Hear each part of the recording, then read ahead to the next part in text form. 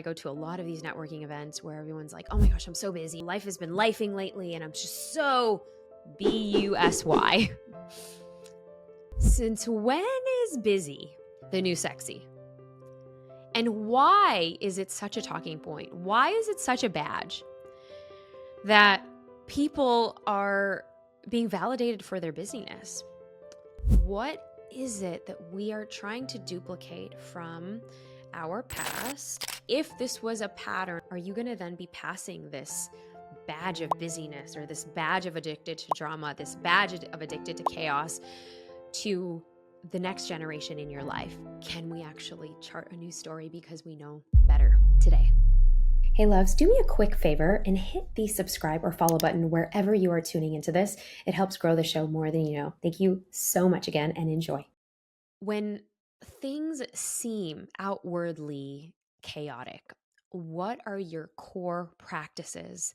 Because as I'm reading this again from my favorite That Suck Now What affirmation card deck, and while we're kind of off to the races, the kids are back in school and I'm loving this mom era right now, shuffling the kids from one activity to the next. I never thought I would love it. It's obviously sometimes mundane. And I think this is the least talked about thing in motherhood where your days can be so similar. However, there is beauty and peace in that. And I don't know about you, but I grew up with a very tumultuous, chaotic household. And so often, and this was in my earlier years of when I began my healing journey, one of the things that would come up repeatedly in therapy was I would, and this was kind of after my tumultuous divorce, but I would be in these relationships that would trigger this type of pattern. And this was a similar pattern of chaos, of the emotions of me feeling insecure, of me feeling like I don't feel safe in my body. I obviously didn't have the languaging around it. I wasn't as aware or even attuned to how that was feeling or being presenced in my body. But there was a lot of that. And even in the last, I want to say 7 years or 6 years, even I should say, my son's about to turn 6. Even in this idea of motherhood, going from one child to then 2 kids and having ambitions and wanting to create multiple businesses and having multiple businesses, there is this idea of, and a question that would come up of this, are you addicted to chaos? And I know for a lot of people who have had tumultuous circumstances growing up, either they've had loss, divorce, disease, toxicity in their family members, they then crave those same patterns that they had that made them feel safe as a child. And so this was one of those things that I've worked on for many, many years at this point. This was mostly around my divorce, but even as I entered motherhood, because we then tend to create those same patterns that we know that's comfortable in relationships. And I'm not just talking about love relationships, I'm talking about friendships and within our household dynamic. And also, then what are we then passing on to our children if we're not checking this out? And this was just evident because I went back to visit my family in Chicago. And every time you go back into those dynamics of how you were like 14 years old and either getting in trouble, or you have that same little girl dynamic when you go back into the same home or childhood home that you're used to, right? And especially if you've moved away for many, many years, or if you are far removed from your family or your hometown, there's all of these feelings of nostalgia and like the pizza place that you used to go to, or the ice cream shop that you used to go to, or the malls that you would venture. And I did that recently, and I realized that, oh wow, my elders are not only aging, and that's a separate story that I want to bring up, but there's also this idea of this shift and change because our relationship dynamic is also changing. the way that they used to be there to take care of me. And now I am also in this kind of caretaker role for them in many ways. And of course, we want the best for the people that cared so much for us. And, I'm a big believer, and it's informed a lot of my core beliefs and our core beliefs as a family of how family is so important. And that is a big belief system for me. It's like, no matter what, I will make sure that I'm going back to Chicago at least twice a year to see them. And hopefully I can bring my kids too. And of course, I was able to do that with our family, and we're very blessed to be able to do that annually, year after year. But I really wanted to get into some of the things that I noticed. And this is how generational patterns or generational traumas get passed down. Because seeing one of my most beloved humans on the planet, and I will link her show in the show notes. She's so special. She is my aunt, my bua, Nani to my kids, my dad's younger sister. And she's like my bonus mom. And, her husband, my Uncle Glenn, has been my bonus dad for many years. And they've been going through their own health challenges, bless their heart. And I know that as they're getting into this season, anybody who has elders in their 60s and 70s or aging elders, we want the best for them. We actually notice that what becomes most important when we are riding in a certain era of our career, and what becomes evident when we are also taking care of young children, but also then taking care of aging elders. And, it brought me back into their home, this home that I grew up frequenting, going back and forth to their house. And it's become like a childhood home in many ways. And then there's also these childhood dynamics and patterns where it's so easy to get sucked into, and it's so easy to get triggered by. And I noticed that even for my aunt, I've had so much more compassion for her, but because she's going through this very stressful time, I've become this emotional support person. And so the question becomes, how do you support someone who may or may not been exposed to the amount of work you are also doing, and nor are they open to it? Like, she's open to it to the best of her ability of what she can. And while she has her own take on therapy, and she listens to the books, or she comes to the events that we do, she's just in her own journey. I'm not going to fault her for that. She is who she is. And she is a strong Punjabi woman. I love her. And there are things that will come up where I'm now noticing, okay, is she just so addicted to these types of dynamics and patterns because she's been so used to it, because she's been such a caretaker for so many people in her life for so many years? But now in her late 70s, she's not able to caretake as much as she once was. And so there is this idea of, ooh, I'm seeing this all play out. How can I be there for her?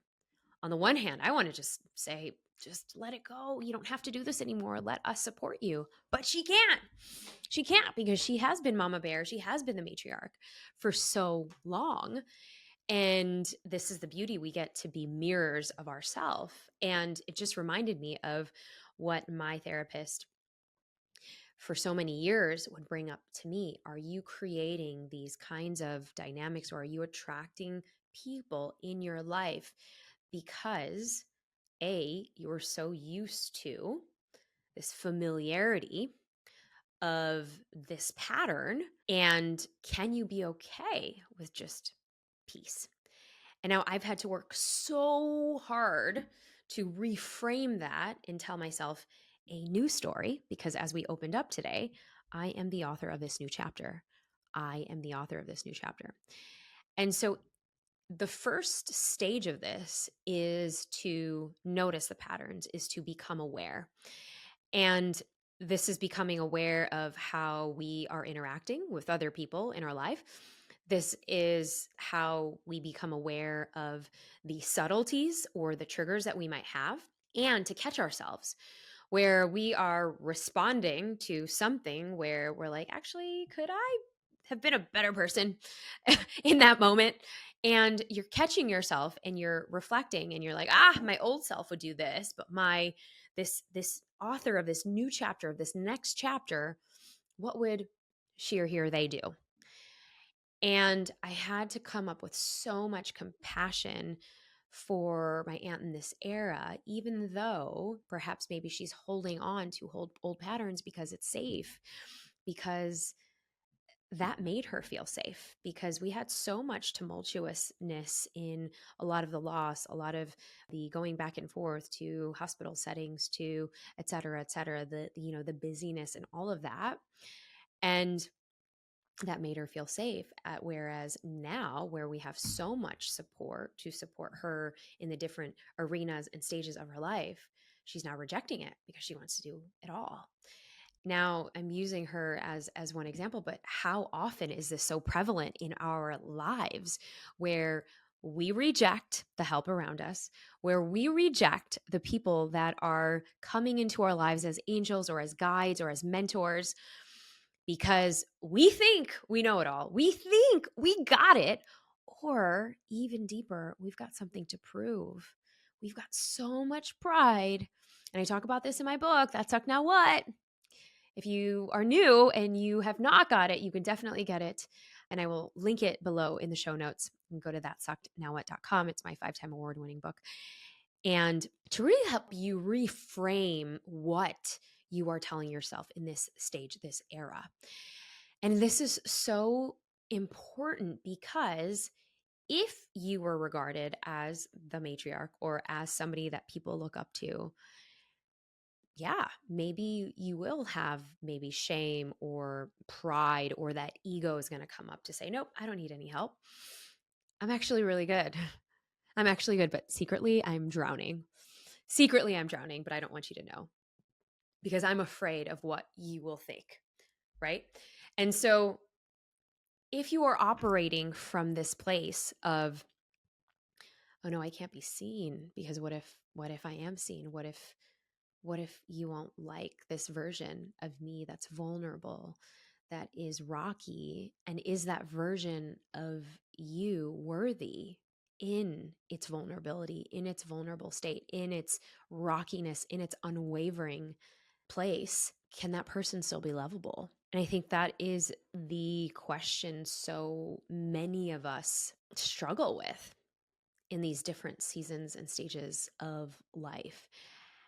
And my question for you is, can you let your guard down?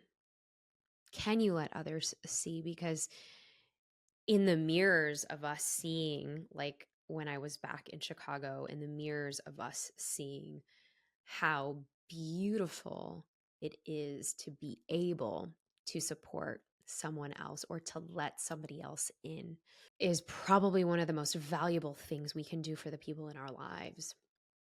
But also, the other big thing is so there's two through lines that are really coming in to share. Is the first is, can we do that? But the other is, can we also grieve maybe the thing that's not talked about a lot in grief is the loss of an ideal, the loss of an expectation, the loss of an expectation of a relationship, that maybe this person is supposed to be there for me, but this person doesn't have capacity, or this person cannot anymore. And how does that actually look like?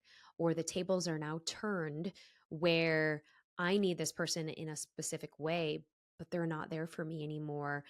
And what does that mean for me as the receiving end of it? Wow, does that hurt? Yes. Am I going to take it personally? No. Am I going to have compassion for myself and that person? Yeah. And this is one of those things that we just shove under a rug. We're like, okay, all right, they're busy, or we take it personally and we're like, they don't really care about me. And that rejection piece is so big. It's so big. But can we reframe that into something else? Can we actually say, I'm whole, I'm complete, I'm worthy without that? I can move on and close that chapter, because the new chapter that I'm ushering, I'm the author of my story. And how am I reframing some of these old triggers, old wounds that are now resurfacing in different ways where I can tell myself a new story instead of being addicted to drama or addicted to chaos or addicted to these unhealthy patterns because you were used to them in some way, because you perhaps dated so many people that treated you terribly, or you attracted so many friendships that, took advantage of you, or weren't kind, or etc. And now you flip it and you're like, nope, I'm attracting the people that I need to in my life. I'm attracting complete, wholesome humans that I'm meant to meet. I'm meant to cross paths with in this life. And what does that feel like? Recently, I was asked to be part of this roundtable, and it was many prominent people in this think tank recently. And the one of the criteria in order to get into this room is, you either had to be an X-figure entrepreneur, a nine-figure entrepreneur, or had to exit a couple of companies, sit on boards, etc. I was the only woman in the room. And for a little bit, I was really nervous. I was like, "Oh my gosh, why do they want me in the room? How can I contribute?" And I for a second, I got in my head, my logical brain, my primal brain was like, what am I going to say? What am I going to say? What am I going to say? And my throat chakra was just kind of like thinking, well, what would they want me to say? Right. And I had to really lean in and say, wow, okay, I certify thousands of people to help them live their dharma, live their truth. And who cares what this person that we're supposed to be helping, it's a think tank. So there were 8 other men in the room and myself, and we were supporting the main person with a big challenge. And you see, even when you get to the top, when you get to be super successful and you have these amazing businesses and ventures and things like that, they still ask for help. They still ask for help. So it doesn't matter where you are on the totem pole, they still ask for help. And this person who was in charge of bringing together this think tank for this one entrepreneur who would go around and give advice to this person who is also this very prominent entrepreneur. And this entrepreneur was struggling with, he had a brand new family. He had acquired a ton of success at a very early age, has become a $100 million plus entrepreneur, and is so brilliant, so bright, but is itching to be in this full daddy era and wants to be there for his young family, and recognizing how much burnout, he didn't say burnout, but recognizing how much just clutter and stuff that is taking over his days. And I was like, oh yeah, duh. I used to advise leaders like this all the time. This is how I got into this. This is how I got into this because I would just lead from the heart. I would just lead from being able to help people understand their emotional capacity to feel. And every single person in the room was giving him tactile advice about like who to fire, who to hire so that he can have more time. It wasn't the fact that he needed more time, it was the fact of how he could actually leverage his gifts, his dharma in this season and stage, because he's still somebody that wants to create shit in the world. He's still somebody that wants to do really big things in the world. That's how he's wired. You can't take that away from somebody. But the question nobody was asking was obviously not about his horoscope or what his rising sign was or about his human design. So, I brought that to the table, and of course I got squawks and I got some side eyes and some giggles and some chuckles, and 20-year-old Neeta would probably be ashamed and probably worried how I would be judged in that group of very prominent men. And I didn't care. I actually didn't give a flying F. And the reason why is because I knew that I had so much conviction for seeing through the ego and seeing through the many, many layers and the many, many masks that we wear just to be validated, accepted by others. But I was so curious, so much more curious about how is he going to be there for his family, and how is he going to be there for his wife who's taking care of his young family. And this turned into of course I asked about his astrology, which he didn't really know, but we got into it and he was very curious, and it made for a really funny moment. But also, what were his gifts and how was he using his time to lead with those gifts in this season and stage and era? And the final question to that was, what was the driving force for him to think that he needed so much of this busyness, that all of the projects needed him to get done? Like, what was that belief, the story in the head, and the addiction to chaos or the addiction to busyness? Because how often have you ever met somebody recently, lately, and I know I go to a lot of these networking events where everyone's like, "Oh my gosh, I'm so busy. Oh my gosh, I'm so this, and I'm so, life has been lifing lately, and I'm just so busy." Since when is busy the new sexy? And why is it such a talking point? Why is it such a badge that people are being validated for their busyness?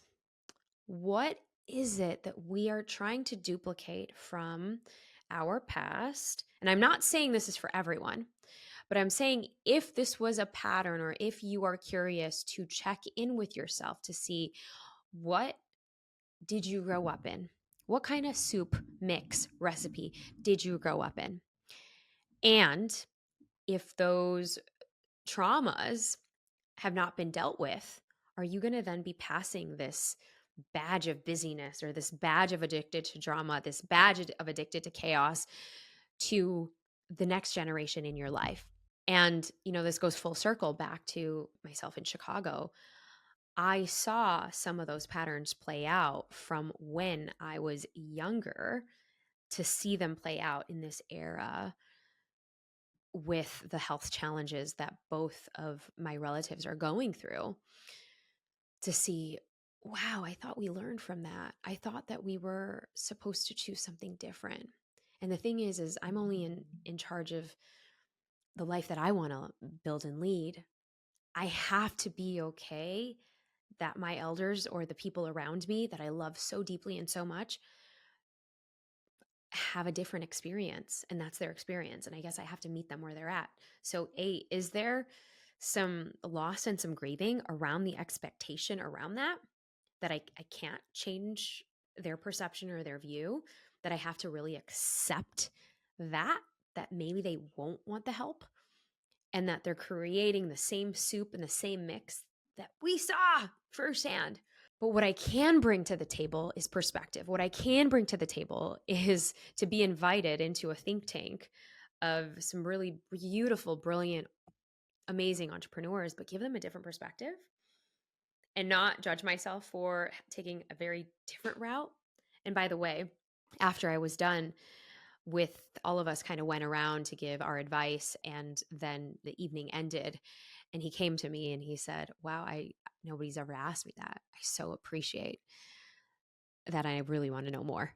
And so it just turned into this like really exciting new, perhaps, friendship, or just maybe even sparking somebody else's interest, that maybe they're curious to know how they can stop the deeper question, or the deeper level of, what is it that I'm replaying, like a playback, like a cassette tape, that's in the back of my mind, that is spilling over into every single arena of my life.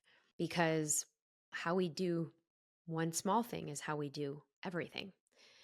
And yeah, we have our triggers, we have our traumas, but can we actually chart a new story because we know better now, today?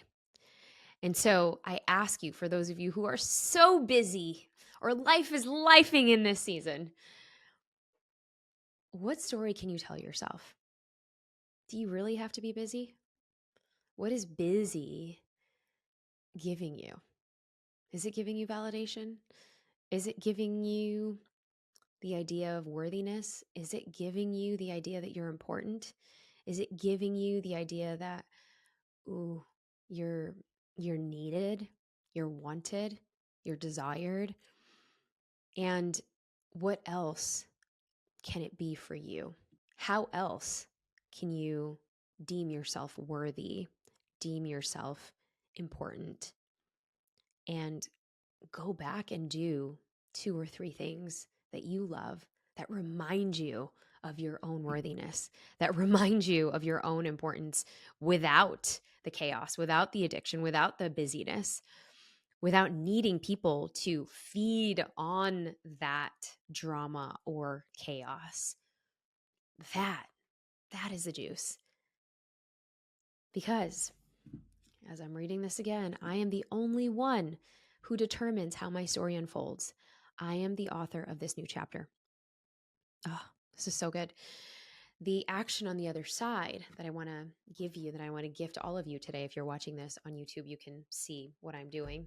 So the action step on the other side of this card is put your hands over your chest. Breathe into your heart. Feel it beating.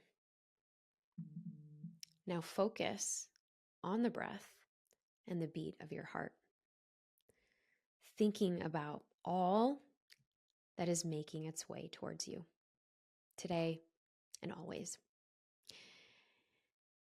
Tell me below in the comments, tell me below on Instagram, tag us at The Brave Table. If you are following us on YouTube, if you are just watching us, please go ahead and hit the follow button, the subscribe button. It helps us grow the show more than you know. And tell us in the comments, what are you reframing? Has this been you? And what insights, what new perspective have you gained as a result? Maybe you're doing completely something different than what you were grown into. Maybe you are breaking away and you have way more compassion for your loved ones, but now you're doing life a little differently. There's no judgment. There's just peace and there's just love. And can you revel in the fact that you are full and complete and you're in ease and in flow, and you don't need the distractions or the chaos to make you do something or to get you all riled up or passionate about something, that you're attuning to this next frequency or this next evolution of you that's way more grounded in your own truth, that's way more grounded in the person that you are becoming. Thank you so much for being here. Thank you so much for just your love and your reviews. If you haven't already given us a 5-star review, please go ahead and do this on iTunes. And after you do this, before you hit submit, just take a screenshot and send it to support@globalgrit.co. That is support@globalgrit.co. And I will send you a free gift. Thank you so much for being here. And I will see you next time.